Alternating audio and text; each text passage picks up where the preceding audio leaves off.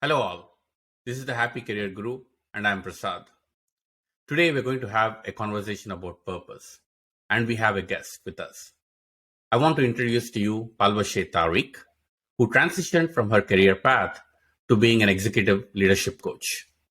Most recently, Palvashe taught mindfulness to preschoolers in the south end of Boston until she decided that she wants to work with adults. Palvashe served as the AI researcher in MIT. Prior to that, she was a lecturer in University of Florida for the World Bank program, and she was also an adjunct lecturer in Harvard University. Palvashe had an exemplary academic background ranging from quantum physics, and she also dabbled in blockchain technology and block universe theory, right? She had an extraordinary journey academically. But in the recent past, while she had these achievements as a academic and as a lecturer, she also had to face specific challenges in her adult life, where about a couple of years back, she realized that regardless of all these achievements, she was still depressed. She still had some level of addiction to drugs, and she was able to face the trauma that she had faced in the past. At that time, she made a very big leap and change in her own life. Now she's on a mission to help others to do what she has done, how she transformed her own life. She wants to take their current path, the suffering that they have, the limitations that people may feel, and convert that into a positive energy. She believes that the most advanced technology in the world is the human body. And if it truly is harnessed in the right way, a person can do anything that they set their sights on. This introduction actually works perfectly with what we're going to discuss today. We're going to discuss purpose. And now, with that, welcome to the show, Palvashe. Thank you so much for having me. Yeah, so I've been talking about career management over the last 2 months to 3 months, and I've been doing this for a lot of years as a executive in companies. Now, one of the topics that I talked about in the recent past was about how finding a purpose is possibly the first step you need to have as you start your journey on building a meaningful career. What is your take on this particular topic? I think before you can find your purpose, you really need to take the time to get to know yourself. With that said, we've talked about this before, that purpose is passion, skill, and service to others combined into one, because true happiness comes from serving others. If you're just dabbling in your passions, it's ultimately over time, it's not going to be fulfilling. And if you have skill in something, but you're not passionate about it and it's not serving others, your drive will eventually fade out as well. But it's only when it's those two things are combined with service to others that we actually start living in our purpose. Perfect. Perfect. So, like, if I repeat what you said, you may be skilled at something, but if you're not feeling the fire or the passion for it, it may still not lead to what is fulfilling, right? And now let me just sort of go deeper into this topic of serving others. Can you actually give a couple of examples or some thoughts on exactly how do you find that? I mean, do you want, let's say, I'm just to make it up, does everybody need to become a humanitarian? Or are you talking about something else? Can we go deeper onto serving others here? The word humanitarian, we are humans. It's almost as if we are inherently humanitarians. And I do believe that we are one consciousness. And so to help each other, you are actually just helping yourself. And it's so funny. Once I transitioned into coaching, I'm working directly with human beings, something that I used to think that, I'm not a people person. I like numbers and data and sit behind a computer, except it made me feel like I was dead inside, essentially. I felt like a robot without a soul. And it's part of why I was so depressed. But it's, I look at, when I'm working with other human beings, that's when I start realizing that, in helping others, when I see change in others, I feel fulfilled. And then I also see change in myself. It's because I learn from my clients and vice versa. So selflessness and selfishness are two sides of the same coin. Interesting. Interesting. So, like for instance, let's just go deeper into your own journey, right? When you were successful and you were doing all of this work around blockchain and all that, let's say at the forefront of technology, and you made this shift into executive leadership coaching, and you're actually training yourself on becoming an executive leadership coach. You already train executives at this moment in time. How did you hone in on your own purpose? There were two things that I did. Number one is meditation. I started meditating because at the beginning of this call, I said, before you can even find purpose, you need to learn to get to know yourself. You need to make the space to listen to yourself and to listen to what the universe has to offer you. And so now I have a 2-hour meditation practice every morning. That is something that that is how I set the stage for every day when I have conversations with other human beings. It's that is what allows me to come in with energy that I've cultivated in the morning for those 2 hours where I checked in with myself, set an intention for the day, for my life, for my purpose. The second thing is in finding my purpose, most people try like one new thing a year. Even with clients, I recommend try 10 new things a month, see where that takes you. That's part of finding your passion. And when you say 10 new things a month, exactly what do we mean by new things? Can you give a few examples of, let's say, something that a client of yours may have done in terms of in their search for their purpose? So one of my clients, she very much liked poetry. And so we decided like, well, why don't you share some of your poetry?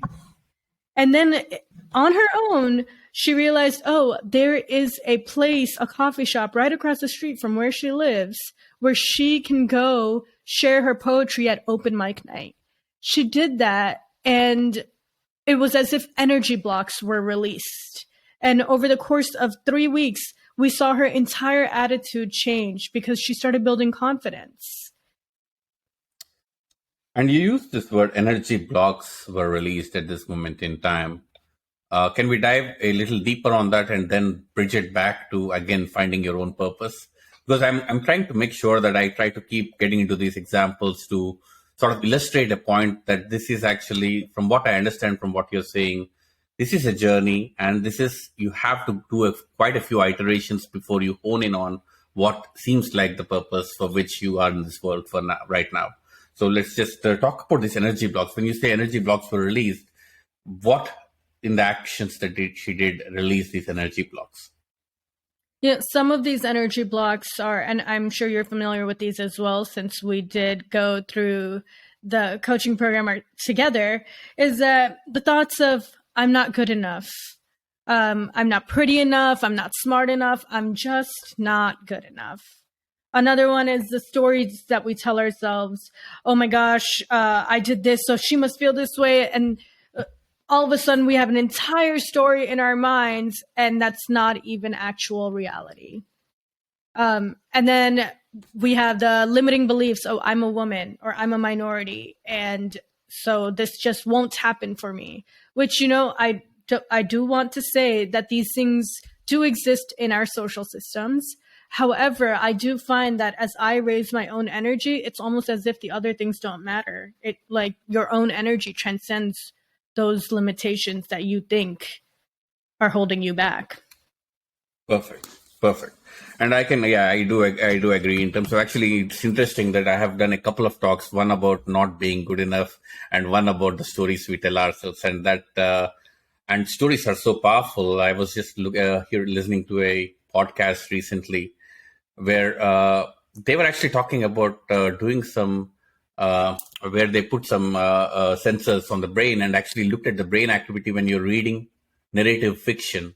So if you read about a kid kicking a ball, supposedly in your brain, the lower parts of your body parts get activated because you're almost imagining the kid hitting a ball. So the stories we tell ourselves are so powerful in this situation. Yes. Right. Now, I wanted to actually do a small pivot into because I know that you work with executives and you also have a very important focus on college students, right? Early in career. So let's Yes. just take a little bit of a pivot into early in career. Uh, this is sort of this is something that I stated in one of my videos. In the first 8 to 10 years of my life, while I had a job and while I was quote unquote doing okay, right? I was getting my promotions or whatever. I almost felt that I worked with really no purpose in mind. I want to talk about your opinions on for early in career, how important is it for them to have honed in on a purpose early, and what does that do for them for the rest of their career?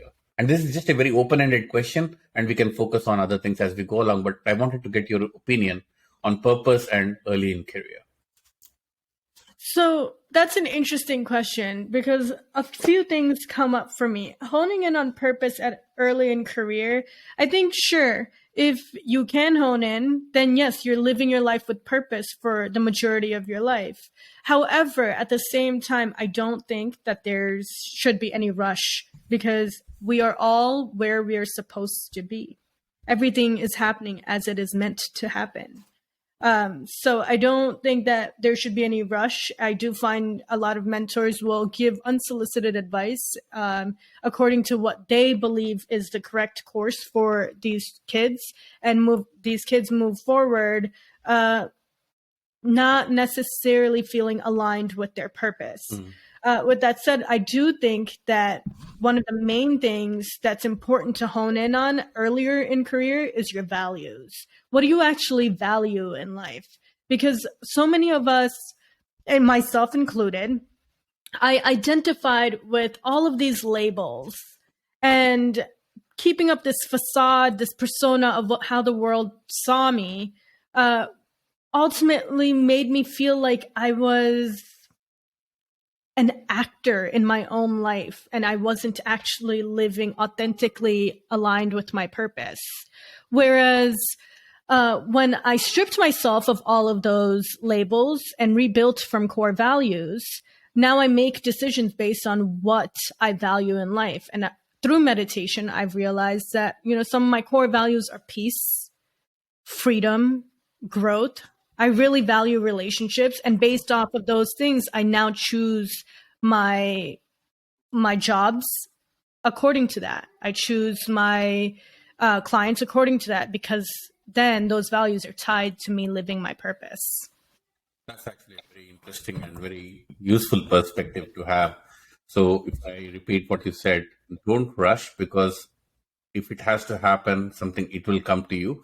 Now, the point is, it is also true that there's a lot of people, at least seemingly, uh, not finding the purpose. So, if you have to find your purpose, let's say I'm very interested in finding my purpose right now, or what are the ways in which you go about seeking it out? What are the kind of questions you ask? What are the processes you put in place for you to at least seek out or find, either based on introspection or based on questioning? How would you find a purpose if you are choosing to find a purpose? If one of my listeners is trying to do that right now, how would they go about it? As I mentioned, the two things that really seem to have worked for me and my clients that I work with, taking some time to listen to yourself is invaluable.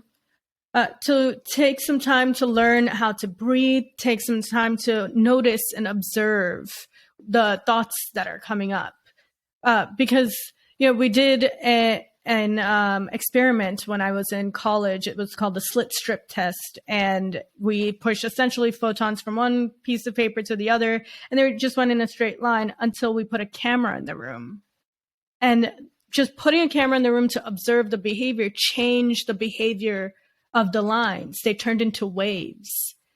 And so we know this through quantum physics that observing behavior changes behavior. So take some time to reflect and observe your behavior and ask yourself, what do I actually want my life to look like?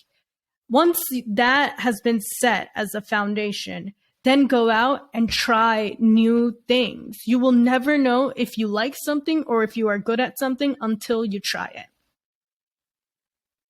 And You by know, the I way, have one client who thought that he wanted to be in finance. He decided to try skydiving and he's now dedicated his life to it. Who would have thought? exactly. And observing behavior changes behavior. That's so that's so fantastic. Actually, I was when you just said it, it was like so interesting for me when you the moment you said it. I never thought about it in that perspective. Now, let me also ask you almost like a uh, devil's advocate kind of question, right? Now, what are the consequences of not having a clear purpose in your life? Actually, does anybody exist who doesn't have a clear purpose in life? Wow. I do believe that many of us exist who don't have a clear purpose in life. In fact, very few of us have honed in on that. It's part of why I've gotten into this work. Because when we live with purpose, we live fulfilling, meaningful lives rather than constantly asking ourselves in the background, why am I here? What is the meaning of this life? Um, with that said, I'm no authority on this subject, so I can only tell you my own personal experience where when I don't wasn't living with purpose, it was reflecting in my behavior. And I was treating not only myself poorly because my diet was poor, my sleep habits were terrible. I slept around 4 hours a night. I took many stimulants. And then, in order to offset the effect of those stimulant drugs, I would drink a lot of alcohol to like make myself feel calmer. And all of that combined made me lash out at quite everyone in my life. I was married once before, I got divorced. My employees, I had a huge employee turnover rate because nobody liked working with me. Those were the consequences of me not living with purpose rather than living in desire and denial. Makes sense. Makes sense. And so one of the themes around purpose that I have noticed, right? People assume that it has to be something like, for instance, let's say I was working with a client of mine who said their purpose is to earn a lot of money. Now, I just wanted to sort of put it out there to say, if when somebody says that is a purpose, now it's not my place to question somebody when they say that that's the purpose that they have. But when you actually start getting deeper into this, right, how do you actually arrive at? I mean, okay, does purpose need to have a meaning the way you look at meaning, or does the purpose have to be meaningful for the person seeking it out?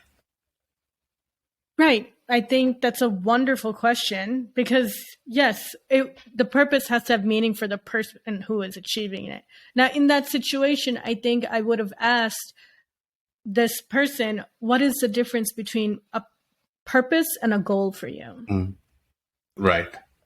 The earning money Because, is the goal, but maybe the method of earning money could be the purpose for all we know. correct, correct. Earning money is part of the goal, but like purpose, I think purpose is this higher expression of self that is connected to others. And not just others, but the universe. Perfect. Perfect. And by the way, I was reading this. I mean, when I come back to this thing of in service of others, right, that we talk about now, uh, how does somebody like who's working in a corporate job establish a purpose that is sort of serving others? Now, recently I did a video and where I gave an example of John F. Kennedy going into NASA and saying he saw a janitor and the janitor, he asked the janitor, "What are you doing?" "My name is Jack. What are you doing?" And he said, "I'm putting a man on the moon." Now, that's a great example, great story. I don't know whether it happened or not, but still a great story all the same. But the point is this: how does somebody working in a corporate environment actually find that they're doing something purposeful for something, especially if you're doing a 9 to 5 job and you're in the grind? And still, how do you inculcate that, yes, what I'm doing is important and it is serving some larger group, serving other people? How do you actually strike that bridge or get that balance? You know, Simon Sinek has a lot of work on this where, his first book was Start with Why. What Mm, a what a great concept. Yeah. Ask yourself why you are doing what you are doing. Because so often we just start doing because we chase money, Hmm. money or fame or labels or titles. And somewhere along the way, we start asking ourselves, why am I working 90-hour weeks for something I don't like doing? Whereas now I I can't even keep track of how I work or how much I work because it is essentially an extension of my life because I'm living my purpose. I am in alignment with my values. So I don't necessarily ask myself that. And when I am working, it's joyous in a way. Perfect. Perfect. And actually, this is all I had in terms of questions. Do you have any last thoughts that you want to add on this topic? Is there anything that you think we should actually talk about as it relates to purpose that we haven't sort of touched on? I think that there are a lot of mentors out there who just want to give advice. For all of those people receiving the advice, I would say I would leave you with the Steve Jobs quote that your time is limited, so don't waste it living someone else's life.